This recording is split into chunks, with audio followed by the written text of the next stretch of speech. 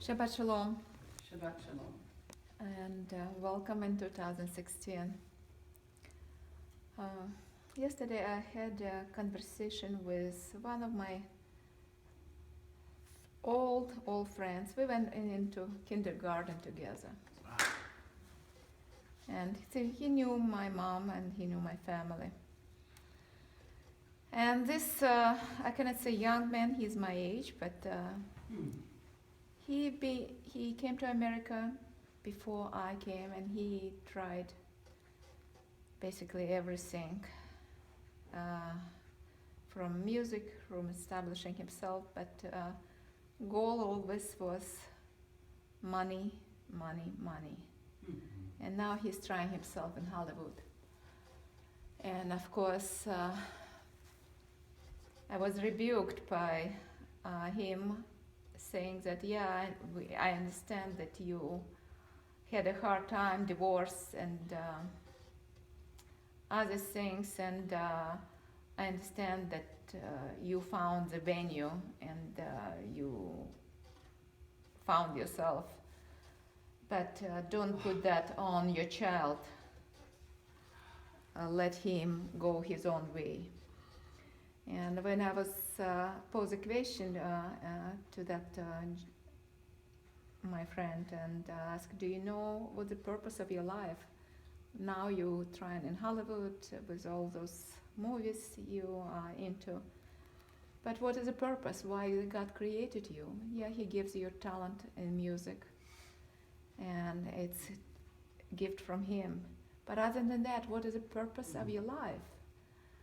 With broken marriage, with the children out there, with a court and everything. And he didn't have an answer. But this is how I came to the Lord, because I started to ask that question. I started to pose this question for myself when I came to America after, as I understood later, by God's grace, we had the opportunity to come to America in 1989, 3 years right after the Chernobyl. Chernobyl was just a turning point for us to make a decision to leave Ukraine. And we came to this country as refugee with $100 per person, no really diplomas. Everything was stripped from us. Citizenship was stripped from us. We kind of were personas non grata. It's no citizenship.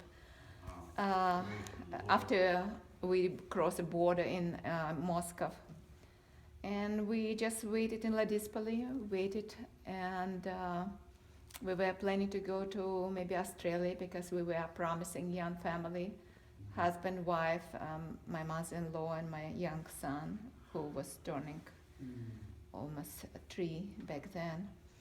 And we had so much hope that we left oppressive country where Jews were limited where they can go, where they can study, where they can work, because the first things which was asked when you apply to work, as we call fifth grafa in Ukrainian, which means your nationality.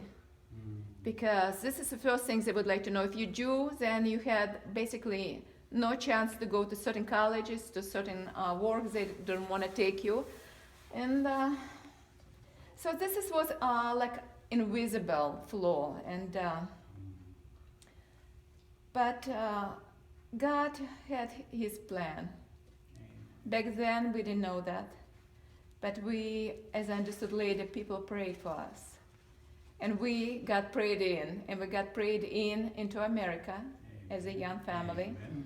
We were unloaded in St. George Hotel, which was hotel, as I understand, for homeless and drug addicts, which was fashionable hotel in 1800 on Borehole. But we were so happy. We were on the free land, a land of free.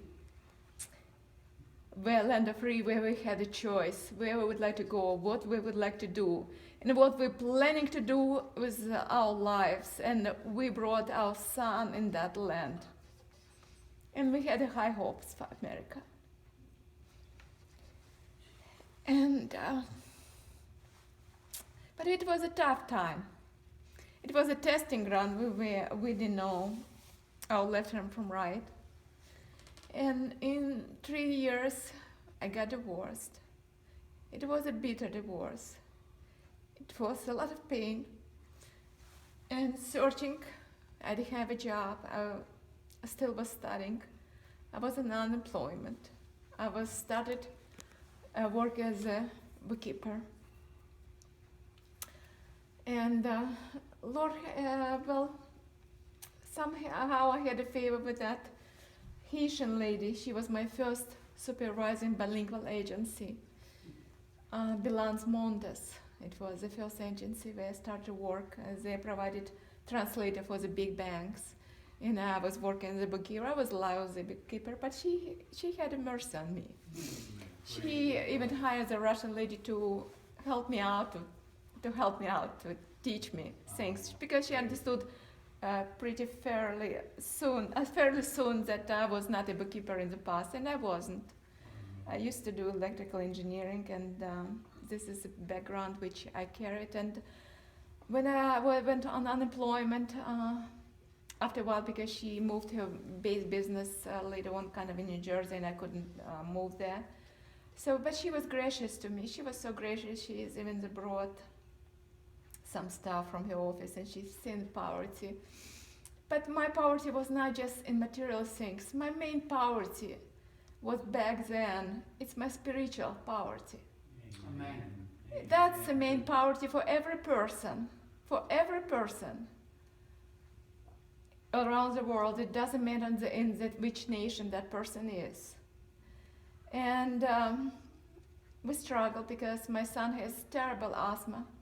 Wow. I had to establish what occupation I would like to pursue next.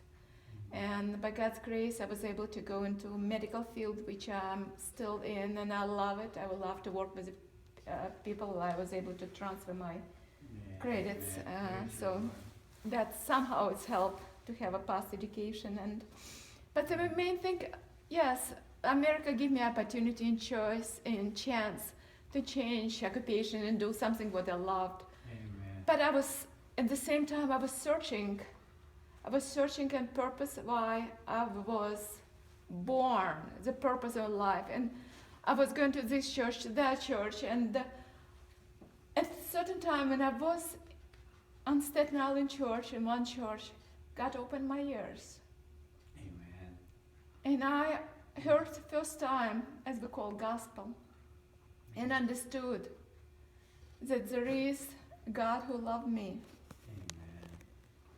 Amen. And I understood that His wrath is on every person Amen. who walking in wickedness and righteousness, and that His hand is extended to every person at the same time. Amen. And His grace and mercy led me to repentance. And I invited Him in my heart. And He came.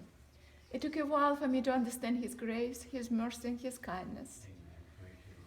And this is something which Apostle Paul was telling to people in Athens.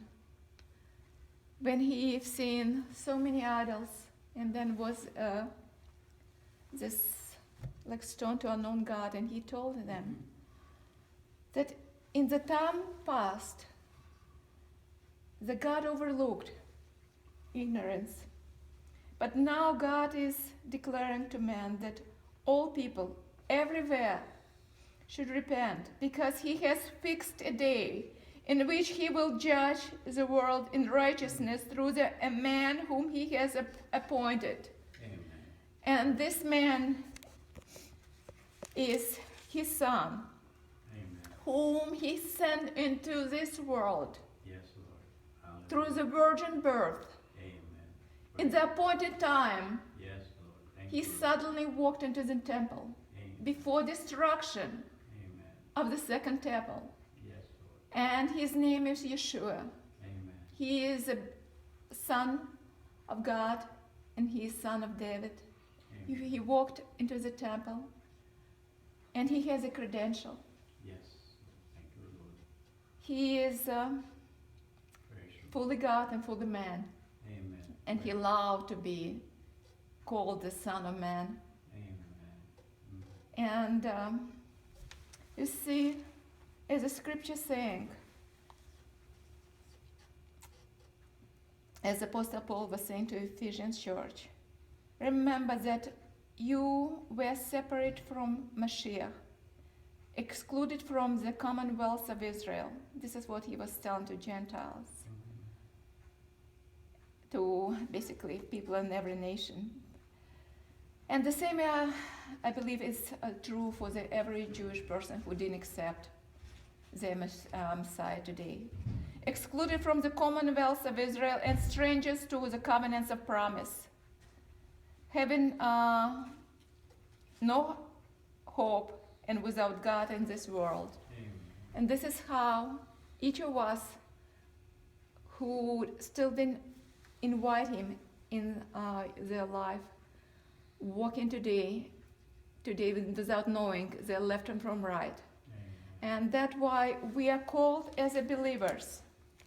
We're called as a believers to proclaim the good news Amen. that the hope came into this world.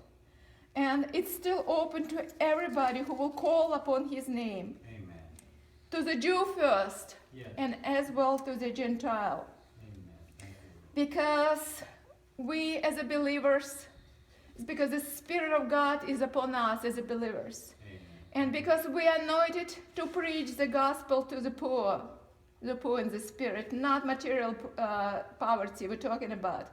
He has sent us to proclaim release to the captives, Amen. captives to the drug, to alcohol, to the material, to the sex, to any what's holding you in the chains. Amen. Praise you, Lord. To recover sight to the blind. Yes, Lord. Thank you, Lord. As it was in that song, I was blind, but now I see. Amen. And this is true about everybody. We were blind, but now we see. And this is still Amen. available today. Amen. Praise you, And Lord. set free those who are oppressed. Yes, Lord. Thank you. And to proclaim the favorable year of the Lord. Amen. Praise you, And Lord. it's still Thank you, Lord. available today by God's grace. Amen. In Yeshua's name.